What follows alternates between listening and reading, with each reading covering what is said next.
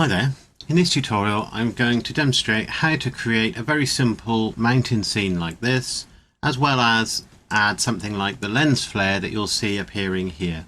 Now obviously there's a certain artistic element here as to how much lens flare you have. I've emphasized it quite strongly here, but it's for aesthetic, artistic reasons. Obviously this isn't necessarily 100% photorealistic render. And I find, to be honest, that a lot of the more pleasing renders are often not completely photorealistic. Certainly when the image is still, you can see that there are elements about this that aren't completely true to real life. Certainly some of the reference images I've seen, snow tends to roll down, and you may want to consider what textures you're using before you decide how to approach this scene. That said, I'm fairly pleased with the overall result of this, and I'm going to show you how to create this mountain yourself. So to begin with, we need to use an add-on called the Ant Landscape. If you haven't already got it installed, it's not one that you need to download, it's part of Blender already. So just go to User Preferences, under Add-ons, and start typing Ant, and there you'll see the Ant Landscape. It's under the Mesh section, and just make sure that's ticked. Once it's ticked, you should be able to add, under the Mesh, a landscape. And as with many modifiers, you get a little options window on the left hand side here, which we can look at.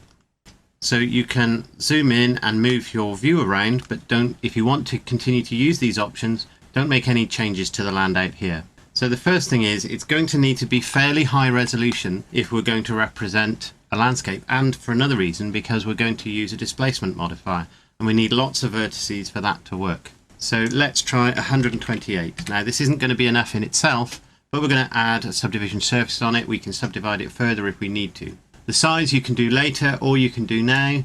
So if you need to change the mesh size, you can update it there. You'll see you'll need to change the geometry if you do that. I'm going to stick with 2 at the moment.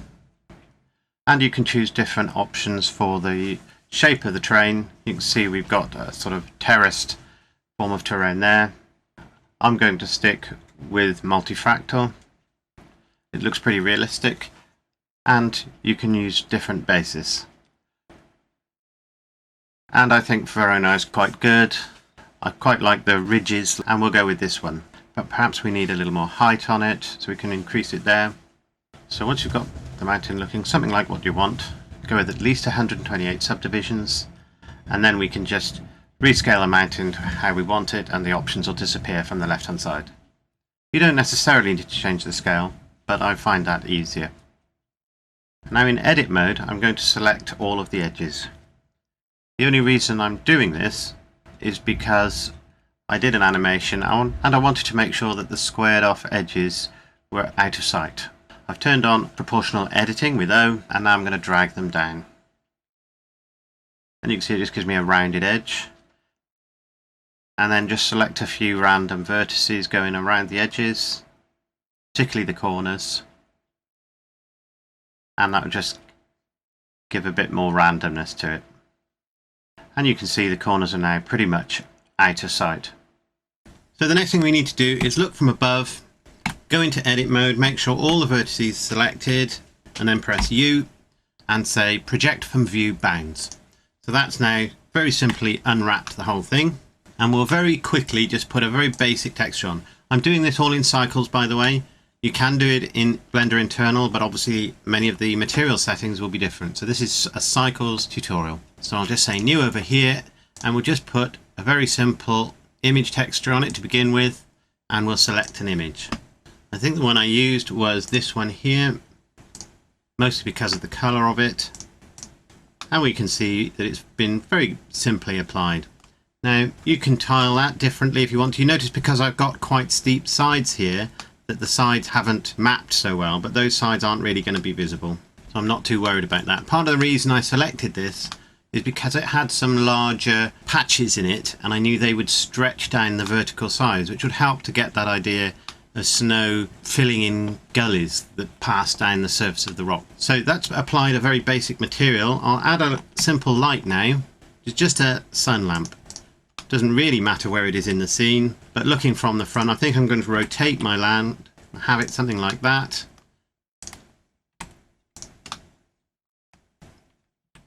and we'll see what that looks like. So we've obviously got no sky yet. So that's quite good. It's illuminating just the one side of the mountain at the moment. We'll give it a slight yellow colour and turn on multiple important sample. Now, I did experiment with various types of sky, and I think if you could get a very good high resolution HDRI image, that might work. Have a look at some sample images, as is always a good thing to do with mountains, and you will find some of them have actually completely empty skies, and obviously that's the case where there either is no cloud in the sky or the clouds are below the level of the mountain that we're looking at. So it varies, and I decided, for simplicity's sake and the speed of the render, to go with an empty sky. Some people didn't like that, but it worked for me. So to very quickly just add a basic empty sky, just go to the world settings with the background selected, which is the default, go to sky texture, and you'll see you get immediately this. Now, one issue I did have with the sky texture is this horizon line. In the majority of cases you've got something going on here, so it doesn't matter, but because of the sort of image I've got, I obviously don't want a horizon like that. You can't move it around with this ball. This changes where the sun is in the sky, so there is a way to move it. If I come to the next layer, so we can click on vector and select mapping, then come down to vector down here and just say generated. Now it should look exactly the same now. However, I'm going to bring my land back in. The only difference really is I'm going to select texture here. It doesn't really matter. I've explained what that is in another tutorial. But what it means is I can now use these parameters to alter the effective position of the sky map. So you can see there I can now lower the horizon. You can see there's a slight glow there, so that's the effective position of the sun, which is somewhere near where I need it to be, if not perfect. So one of the reasons for doing the sky over and above actually having a sky is that you can see now I'm getting a little bit of light cast over here in the shadow. So unless it's a space scene, in the majority of cases you do want some sort of ambient light. Now you can see already that we've got a lot of sharp angles on this rock. We haven't set it to smooth shading yet, so we can do that now, and that helps, but there's still not enough vertices for what we need to do. But you see it's starting to look mountain-like. So the next thing I'm going to do is, we notice how many vertices we've got up here. I'm going to add a modifier, which is a displace modifier. And you can see it goes all over the place. I'm going to say new on textures. Then I'm going to say rock large for the texture. I'm just going to call it that. Then click this little control button, and that takes me over to textures. It currently says clouds. I changed that to image or movie. And I'm going to use, for the large size of the rock, I'm going to use the same texture as I used originally. It looks a mess at the moment, but we can come back to the displacement and we can tell it to use UV projection. Well, what that will do, we don't have to do that, but it will align the texture that I'm using for displacement with the image texture that I'm using for color, and then tell it to use the default UV map. And put the strength down to something like 0.01. Now at the moment, because we really don't have enough vertices, you can't see a lot of difference between having this and not having it. If I now add a subdivision surface and I need to push that above the displacement modifier so that it effectively gives its additional vertices to the displacement modifier, what we should start to be able to see is that we get a little bit more definition. So you can now see that we've got much more detail in the landscape. It's still not good enough for my purposes, because if we were going to fly around or create an image of the whole thing, it would just not be good enough for most purposes. If you're going to see this from a distance, you probably don't even need to do this level. But you can see it's creating little pits in the surface, which is a start. Now you can either add further subdivisions here, or very simply select the whole mesh and say W and subdivide. Now this is going to start to slow it down. You don't want to do it all by the root vertices, because it's nice to be able to turn off the subdivisions up here. You can now see we're starting to get a lot more vertices. Come out of edit mode and go into rendered mode. You can see we're simulating anyway 1 million vertices now with the subdivision surface on there. Now that's starting to look a lot better, and you can play around with how deep you want the strength of this modifier and so on. But what I'm going to do now, so you can see we've got quite a nice, slightly worn looking surface, and there's this striations that I was talking about earlier. I'm actually going to add another displacement modifier. So this isn't going to add more vertices, but it is going to affect the vertices that are already there, which is why it takes a little while. We'll put the strength down to 0.001 at the moment, just because it's making a mess of the mesh, just so we can see what we're doing. And I'm also going to turn off the subdivision surface for the view for a little while, because that will speed things up a little. And then I'm going to say new for the textures, and we'll say rock small. We'll tell it to use the UV map, it doesn't really matter. And then we'll go to here, and for some reason it does default to using a common image. And you can see, in order to change this, you need to click that little 3 there. Now we can change it for any other texture that we want to. So we can have a look through here, and I think I used something like this last time. This is a sort of black and white high definition version of these rocks. Come back to the modifier, and I'll turn this one off as well so we can see what this one is doing. So it's very subtle at the moment. I'm going to go up to 0.01 and then go back to the control of the modifier, because it's essentially not doing a great deal different to what the original one is yet. And what we can do under size, we can say repeat it 2 times. So that's made it smaller, say 4 times. You can see it's a higher frequency change, as it were. So we'll come back here, we'll turn on both modifiers, and then we'll turn on the subdivision surface. Takes a moment because there's a million vertices to calculate. And you can see that strength's a little too high. But at least you can see it's starting to add a lot of detail now. So we'll go with 0.001 again and see what that looks like. So that's looking pretty fair now. You can see in some areas we've got high detail, in others it's lower detail. And if we render that, and it's starting to work, there's still a few issues there. I think the strength of this one is still a little bit too high. We'll go with 0.005 for that one. If it pushes the vertices too hard, as it were, you will get the edge show up, and that really isn't what you want. So it's got to be within the natural bounds, so you need to play with the strength and so on. And there you go, that's quite a bit better. So that's added some basic texture to our mountain, and now we need to add some snow as well as improve the texture we've got there.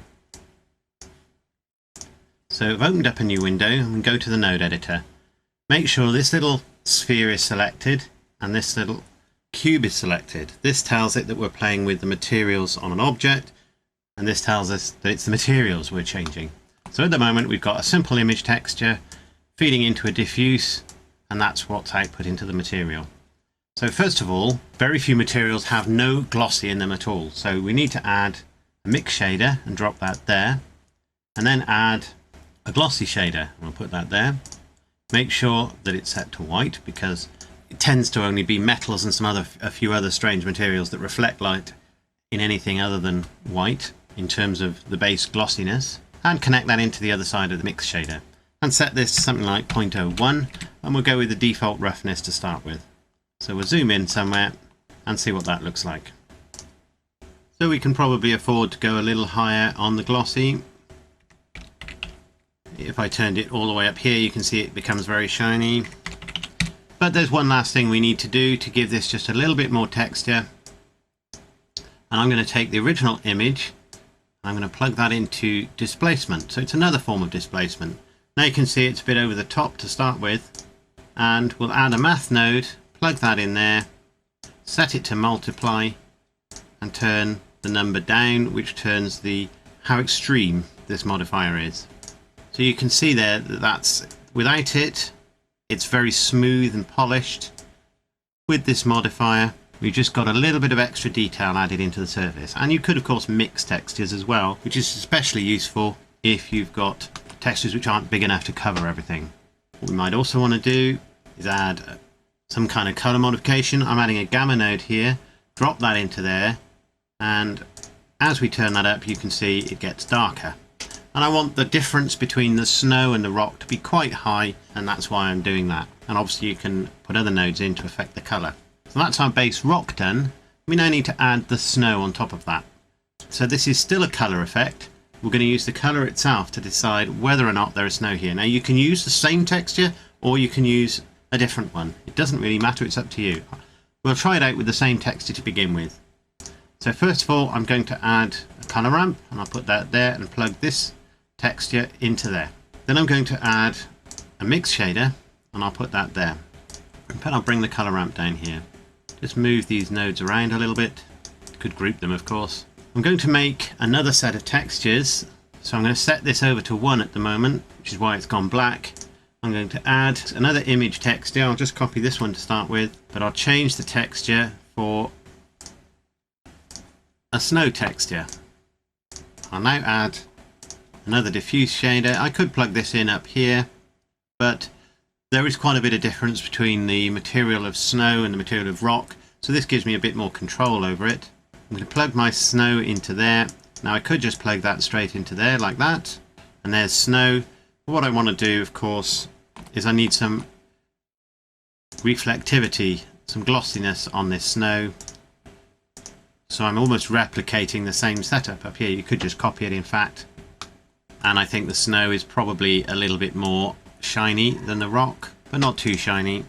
So we'll put the roughness up a little bit so that it's not too wet looking. So that's our mountain covered in snow. We've still got a displacement coming in from the rock, but that's fine. It's good to have a bit of displacement on the snow. If you wanted to, you could put subsurface scattering on that as well to add a certain element of realism, but I think it's not so necessary when you're looking at it from a distance. And you might want to change the colour balance as well, make it slightly blue perhaps. So we can now fade between rock on one side and snow on the other, and at 50% you can see it's half and half. So we now need something to control whether it's rock or snow. So we can take the output of our colour ramp here and plug that into the factor. And then what we can do is start to narrow down our settings here. You will find it's quite fine. You can see there, we suddenly go over, there we go. We're starting now to get a differentiation between one colour and another. And at this point we start to see one moment it's snow and then it's rock. We've got a little bit of bleed across where the rock, you can see the rocks changing to a slightly lighter colour. And we can play around with different options here. B-spline's probably not the best one unless you really do want sort of frost on the rock. You may even want to consider something like constant, which is essentially it's one thing or the other. You can see there it suddenly becomes snow covered.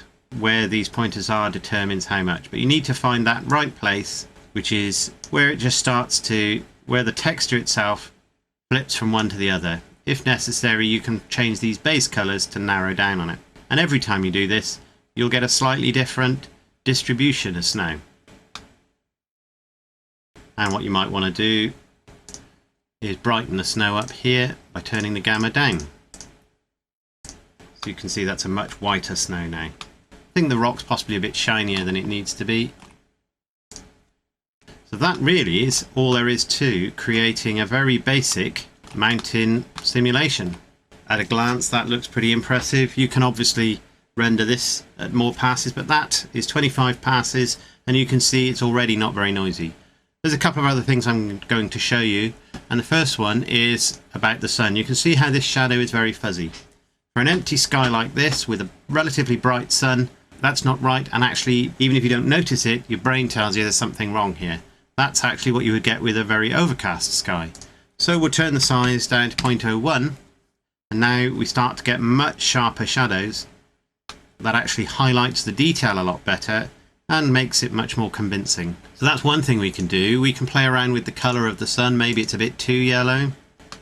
And now what we want to do is add that effect that we get once we've rendered it, which is the lens flare. So to start with, I'm going to add a UV sphere. We're not going to see it in detail, so really even an icosphere would suffice. We need to decide on a size. The further away from the mesh landscape, the better. You'll get a more realistic, if you're animating anyway, because you'll get a more realistic movement of what appears to be the sun. But it's all about aesthetics really, more than it is realism for the most part, unless you're trying to simulate it for the purposes of fooling someone. Now I've put the mesh over the lamp. If you use a sun lamp, it doesn't really matter. If, however, you put your mesh over any other kind of lamp, it will actually cast shadow. Now I've still got that object selected. What you can do under ray visibility, say no to shadow. So now it won't cast a shadow on the landscape or anywhere else. Now the material we want for it is actually an emission material. And we'll give it a slight yellow colour. And the other thing I'm going to do under settings is put a pass index of 1 on it. And I'll put the emission strength up to 2. This isn't really the main light source. It will be adding somewhat to it. The main light source is still the sun, but what it will do is give us an object to represent the sun in the scene in order to give us our lens flare and things like that. So there's our camera. What I'm going to do is move our camera around a little bit, tell it not to render the border, and have a preview render of that. So that's quite good. We've got the sun in the scene. We can see the sun shining on this area, and we can see the sun hasn't reached this area yet, so it's quite blue, which gives the scene a good cold feeling. So before we can do the next section, we need to go to the render layers. Under passes, we'll turn on mist because we'll be using that in a little bit, but we'll also turn on material index. We'll set it to 25 samples, and because I don't have any need for it, I'm going under light pass, I'm going to say no caustics, and that helps improve the level of noise in the scene, and we'll render that. So you can see there's our scene, quite nice. There's not very much noise in it at all, even though it's only 25 samples. I'm pretty sure I could render it even less than that and still be very little noise. And you can see we've got a nice little bit of detail here around the edge. The sun's just reflecting off detail here, and then it's reflecting quite well here. So we're ready now to add some lens flare. So we'll click this, which is the compositor settings, and then say use nodes. And immediately we can see there's our render output, which is this, and there's our composite output. You can bring up a viewer so you can see it in here. I prefer to see it in a separate window. And you'll notice because we turned on mist and material index, we get those two coming up here. So the first thing we want to use is the material index. So we'll add a converter, which is an ID mask. Turn on anti-aliasing and take the index MA and put that into the value. And if we just take that value out and put it into the image, you can see everything's white except for the sun. So what that shows us, because this is set to index 0, the default is for everything to have an index of 0. And so everything is 1. It's saying 1, yes, true, for everything except for the sun. So we actually want it the other way around. We want to select the sun, so we do that. So now the only thing that's giving us a true output, a 1 output, is the sun. So we can now use that as it's designed to make it a mask. So we now go to color, color mix, and we'll put our image into the bottom, and we'll set the top to black. We'll take the output to the main image output, and then use the mask to control the factor. So now you can see it looks almost the same, but rather than just getting white, we're actually getting whatever color the sun is. Now at the moment it looks white, but of course we did set a slight color in it, and therefore that's there. So if we were to turn that purple, that would have been purple. So it's just like a black screen, and it's made a hole in it where the sun shines through. So then that now gives us the basis to make some modifications.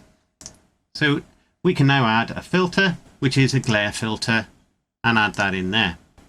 Set this to ghosts, there they are, and you can decide how many iterations, that's up to you, and how much you want the color of each ghost to vary.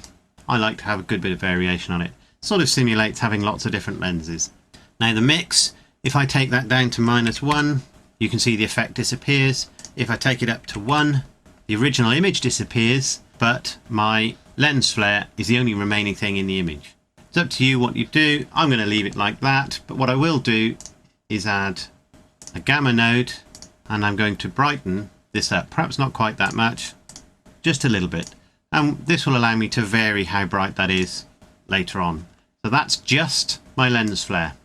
I also need to sort of add some blurry fog around the sun in order to make that seem like a sun. So I know that I've got my sun coming out of here, so I'm going to add a filter, which is a blur filter. Put that here. Change it to fast Gaussian, relative. We'll put 2 and 2 for the percentages. Put my image into that, and then just for the moment, take that straight to the output. So there is our sun. I think I want to make the Y a little larger. And now what I want to do is combine the blurry image of the sun with the lens flare. So add color mix. We'll put that on the bottom. It doesn't really matter where, because we're going to change this to an add node. There you can see we've got both effects in there. Move this out slightly. Duplicate the add node. Doesn't matter too much which side you have as which, as long as you know which. Take the original image and put that in. And you can see what we're now doing is we're adding this set of effects to the original image. And we can control just how bright that effect is by turning it down here. So at 0 we haven't got any of it, and we can turn it up here. And we can independently control how bright the lens flare is by changing the gamma here. A larger number means it's slightly darker. And I think what I want to do is brighten up that blurriness a little bit. So I've put a gamma node in there, and you can see the blurry part is brightening up nicely. I think what I'll also do is now select my object, and we'll change the color. We'll add a little bit more color into it. So we'll render that, and that's starting to get there. You can see it gets even whiter in the center where the two things are added together. So I'm going to turn that up a little there and up a little there. I'm going to turn the number of samples down a bit. We don't need that many. And so the final thing we need to do now is add the mist. So back in our compositor, there's all our effects to create the sun effects. Now what we want is things to get a little paler and hazier as they go off into the distance. So to begin with, we'll just use distance to control how bright the mist is. We've got a mist render, so I'm going to do it with my image here. So I'm going to add a color mix node and drop that in there. Set it to 50% at the moment so you can just see what this is doing, and we'll make the mist ever so slightly blue. Now if I just plug the mist output into here, you can see it's starting to work. What's going on is that as it's getting past a certain point, it is starting to fade out, but really we don't want the whole sky turning white. If I bring my camera up, these are extra lights that I have as my default settings, so don't worry about those. And I go to my camera settings, I can turn on the mist. And what this shows is where mist begins and where it ends. Under the world settings, the mist pass is starting at 5 meters and ending at 25 meters. So I could bring that a bit closer and bring it quite a bit closer there. So if we render that, so now we can see we're getting a nice mist effect, but the sky is going white out with it because the sky is obviously a long distance away. So we need some method for preventing that. Now the sky is a long distance away, so we can use Z to mask it out.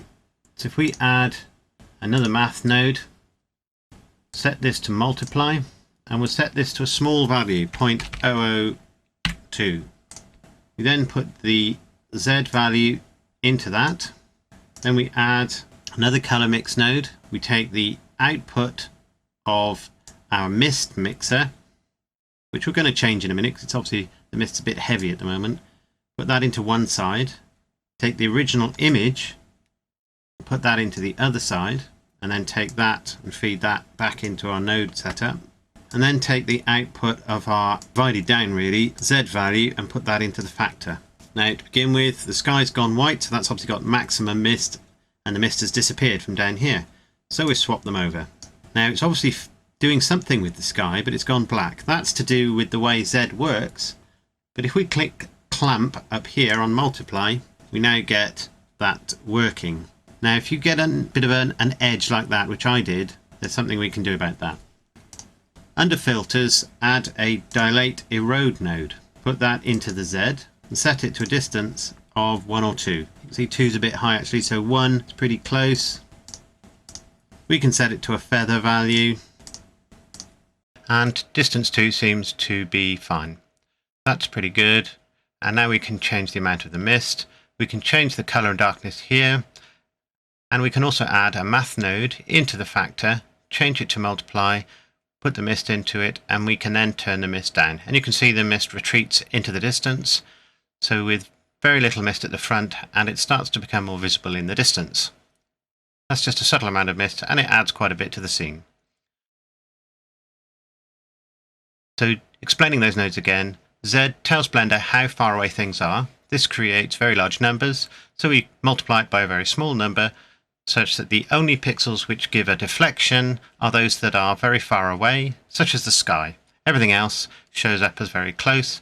Put that through this dilate erode node with feather, add a distance of 2 to just smooth out the edges. It doesn't blur it, it just smooths the edge out. That's then used in the factor to mix between the original image so that it fits close to us. It gives us a 1, the original image, and the mist version of the image. By the way, don't forget to turn clamp on, otherwise the sky won't work properly. The mist is created by the mist output, which you can set to whatever depth you want when which you can see when the camera limits are switched on. You can put that into one side of a multiply math node, which is used as the factor on a mix node, which mixes between the slightly bluish white color and the original image. That's then fed into one side of your mix node, the other side of which is the original image. So that basically allows us then to have no mist really visible against the sky, but plenty of mist visible against the ground. And you can then vary this multiply node to determine how thick you want the mist. So I hope you found that useful. If you did, let me know. I'm always interested in suggestions for other tutorials, and I hope you've had a chance to take a look at the first of my videos on SADIPAX 2. And there'll be a link in the description. Hopefully I'll be able to find the time not only to compile this video, but the next video which shows actual printing of the object that I've created under Blender in SADIPAX 2. So I'll see you in the next tutorial. Bye for now.